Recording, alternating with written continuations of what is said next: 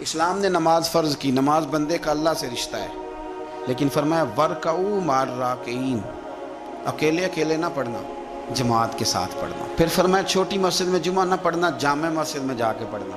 پھر فرمایا جب عید پڑھنا تو کھلے میدانوں میں سارے مل کے پڑھنا۔ پھر فرمایا جب حج پہ آؤ نا تو تمہیں سکون شلوار قمیض میں ہے یا تہمت کرتے میں ہے، لیکن یہاں جب میری بارگاہ میں آؤ نا سب کا ایک رنگ ہو، سفید۔ تو یہ ساری اجتماعی عبادات مسلمانوں کو آپس میں جوڑنے کے لیے، آپس کی محبتوں کے فروغ کے لیے۔ زکوٰۃ کیا ہے؟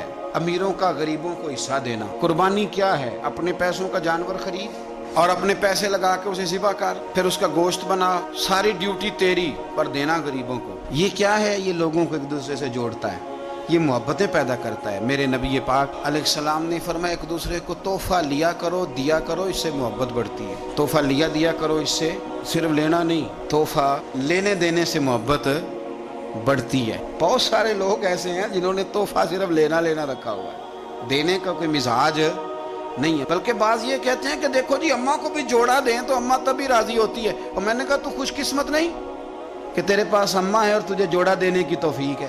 تو خوش بخت ہے، ابے کو بھی پیسے دیں تو وہ راضی ہو۔ بھائی تو خوش قسمت نہیں کہ تیرے پاس توفیق ہے کہ تو والد کے لیے جوتے لے کے آ رہا ہے؟ سن حدیث پاک اور دل ٹھنڈا کر۔ اور جس رنگ میں یہ حدیث پڑھنے لگا ہوں سبل الہدیٰ والارشاد میں دیگر کتابوں میں موجود ہے، حضرت جابر ابن عبداللہ راوی ہیں، اور میں جس انداز میں بیان کرنے لگا ہوں اس کو اسی رنگ میں لیجئے گا۔ اللہ تبارک و تعالی ہمیں بھی اخلاص کی توفیق عطا فرمائے اور اللہ تعالیٰ فضل فرمائے۔ لیکن اس سے پہلے ایک حدیث بخاری کی سننے، مضمون زیادہ واضح ہو جائے گا۔ کسی کی جیب پر دھیان رکھنا منع ہے دین میں، بلکہ نبی پاک صلی اللہ علیہ وسلم نے فرمایا اگر تم چاہتے ہو نا کہ لوگ تم سے پیار کریں تو فرمایا جو ان کی جیبوں میں ہے اس سے بے نیاز ہو جاؤ۔ اگر تم لوگوں کی جیبوں پر توجہ کرو گے تو پھر وہ لوگ تم سے کبھی محبت نہیں کریں گے۔ لیکن ایک شریعت نے جو اینگل دی تحفے طائف کی، اس کا جو انداز ہے اس پر ذرا غور کریں۔ حضرت جابر ابن عبداللہ رضی اللہ تعالیٰ عنہ فرمانے لگے کہ میری اماں نے نا حریرہ بنایا، عرب شریف میں کھانا بنتا تھا حریرہ۔ میرے والد گرامی نے میری ماں سے سفارش کی، ان کے والد حضرت عبداللہ ابن عمر یہ میدان احد کے پہلے شہید ہیں، اور نبی کریم صلی اللہ علیہ وسلم نے فرمایا تھا جو شہید ہوا رب نے اس پر پردے ڈال کے بات کی، لیکن جابر جب تیرے والد گئے ہیں تو رب نے بے پردہ گفتگو فرمائی ہے۔ اتنا بڑا آدمی حضرت عبداللہ ابن عمر رضی اللہ تعالیٰ۔ تو انہوں نے نا اپنی بیوی سے کہا کہ اچھا سا حریرہ بناؤ، میں نے سرکار کی بارگاہ میں پیش کرنا ہے۔ تو کہتے ہیں بڑا پیارا، میری ماں نے نا بڑی خوشبو اس میں سے آ رہی تھی، وہ تیار کر کے اور بڑے برتن میں ڈال کے اوپر سے ڈھک کے مجھے دیا۔